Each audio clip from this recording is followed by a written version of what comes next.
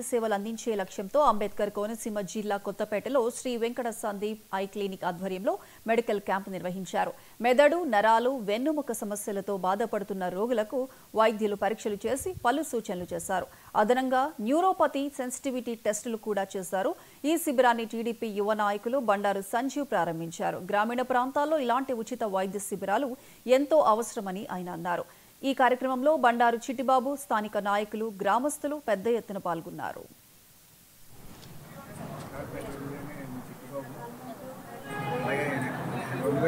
Sandeep charitable trust స్థాపించి మా అబ్బాయి 2009లో చనిపోవడం జరిగిందండి. ఎంబీబీఎస్ అవుతూ మా అబ్బాయి ఆశయం కోసం అప్పటి నుంచి 2010లో ట్రస్ట్ని ఏర్పాటు చేసి అప్పటి నుంచి కూడా మెడికల్ క్యాంపులు ఈ కొత్తపేట తూర్పుగోదావరి జిల్లా కొత్తపేట మండలంలో మనం వాడపాలెం గ్రామాన్ని అది అప్పటి నుంచి కూడా 2010 నుంచి కూడా ఈ 10 గ్రామాల్లో కూడా మెడికల్ క్యాంపులు పెడుతూ ఐ క్యాంపులు కానీ మెడికల్ క్యాంపులు కానీ అన్ని క్యాంపులు పెడుతూ చాలా మంది పేషెంట్స్ అందరికీ కూడా కంటి ఆపరేషన్ కూడా కంటి డాక్టర్ సరైన ఆశతో మా అబ్బాయి చనిపోవడం జరిగింది. అది కంటికి ఎక్కువ ఇంతవరకు 4000 చిల్లర మందికి ఆపరేషన్ ఉచితంగా చేయించామండి అన్ని హాస్పిటల్కి.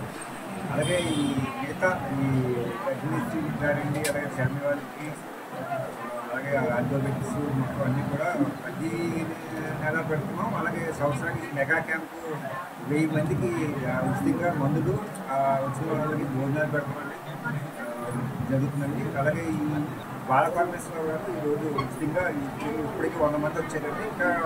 ఇంకా ఈ మధ్యాహ్నం వరకు కూడా ఇంకా చూస్తారంటే జనం కూడా చాలా మంది. అలాగే ప్రతి నెల కూడా 150 మంది 200 మంది పేషెంట్లు వస్తారండి. మెగా క్యాంప్ అయితే 1000 మంది దాకా వస్తారండి. ఇది ఏంటంటే ఆశయం, మా అబ్బాయి ఆశయం అంటే కంటి డాక్టర్ సలహానాథ్ ఎంబీబీఎస్ అవుతూ 2009లో చనిపోవడం వల్ల 2010 ట్రస్ట్ ఏర్పాటు చేసి అప్పటి నుంచి కూడా మా అబ్బాయి ఉచితంగా చేయాలని ఆశయం చనిపోయింది కాబట్టి అప్పటి నుంచి కూడా 2010 నుంచి ఉచితంగా క్యాన్సర్ మనం ఉచితంగా చేస్తాం. ఇది ఏంటంటే మా అబ్బాయి ఆశయం కోసం చేస్తాం.